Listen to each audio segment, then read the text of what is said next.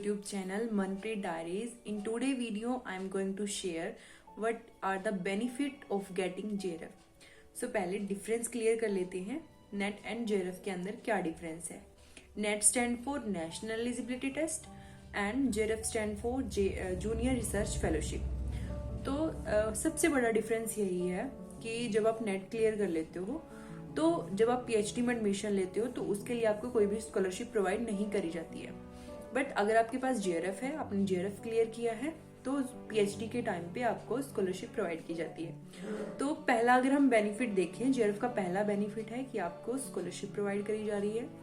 और साथ ही साथ जब आप किसी भी यूनिवर्सिटी में जाते हो PhD के एडमिशन के लिए, तो जिन स्टूडेंट्स का JRF होता है, तो मोस्टली क्या होता है, जिन स्टूडेंट का JRF है उन स्टूडेंट का कोई भी एंट्रेंस एग्जाम नहीं लिया जाता है. यूनिवर्सिटी उनका कोई भी एंट्रेंस एग्जाम नहीं लेती है जिन स्टूडेंट्स का JRF हो चुका है. एंड अगर हम देखें और साथ ही साथ जब आप PhD में एडमिशन लेते हो तो नेट के कंपेयर जो JRF वाले स्टूडेंट होते हैं उनको प्रेफरेंस दी जाती है आपके एडमिशन में. और साथ ही साथ अगर इसके सेकंड बेनिफिट की बात करें तो सेकंड बेनिफिट है कि जो प्रोजेक्ट असिस्टेंट मीन्स आपको प्रोजेक्ट असिस्टेंट की पोस्ट भी मिल सकती है. वो कैसे, जो टेक्निकल स्टूडेंट्स होते हैं तो उनको थोड़ा इसके बारे में ज़्यादा इन्फॉर्मेशन होती है. फॉर एग्जाम्पल लाइक आपने सुना होगा जॉब अलर्ट वाली साइट पे आप चेक करना एक बार, तो उसमें जो क्वालिफिकेशन उनकी दी होती है जॉब के लिए, तो वो वहाँ पे उनका JRF मेंशन होता है.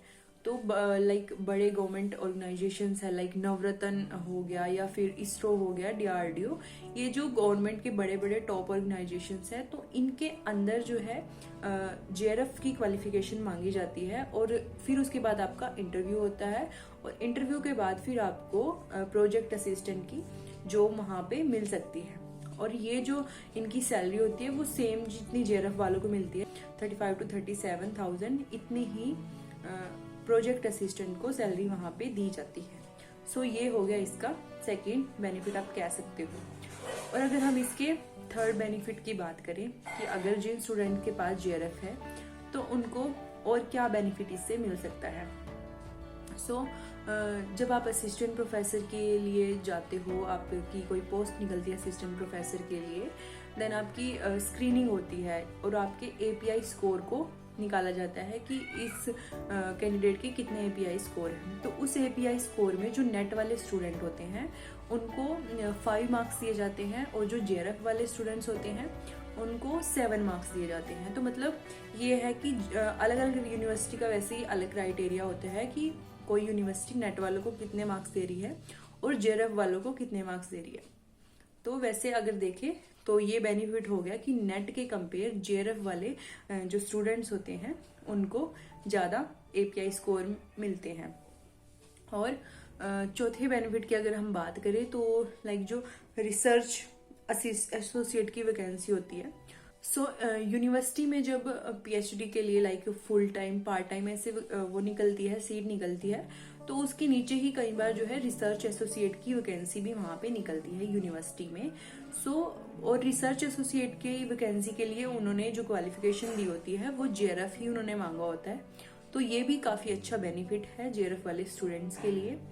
सो इन द एंड यही कहना चाहूँगी कि अगर आप प्रिपरेशन कर रहे हो UGC नेट के लिए, तो कोशिश करें कि आप JRF के लिए भी ट्राई करें, आप JRF लेके आएँ. क्योंकि अभी जैसे आप असिस्टेंट प्रोफेसर की कोई पोस्ट आती है तो उसमें ये तो नहीं है कि आप असिस्टेंट प्रोफेसर के लिए ही रहोगे, आपकी प्रमोशन भी होगी, एसोसिएट प्रोफेसर बनते हैं, देन प्रोफेसर बनते हैं, तो उसके लिए PhD करना एक कंपलसरी हो ही जाता है. सो अगर आप असिस्टेंट प्रोफेसर के या प्रोफेसर की मतलब उस लाइन में जाना चाहते हो, यूनिवर्सिटीज़ में पढ़ाना चाहते हो, तो उसके लिए अब ज़रूरी है कि आप JRF को क्रैक करो और रेगुलर पढ़ते रहो, तभी आपका एग्ज़ाम होगा. और all the best for your exam जो अभी 2024 में आ रहा है, उसके लिए गुड लक. एंड वीडियो अच्छी लगी है तो प्लीज़ वीडियो को लाइक करें, शेयर करें और चैनल को सब्सक्राइब करना ना भूलें. मिलते हैं नेक्स्ट वीडियो में नए टॉपिक के साथ. Till then bye bye, take care.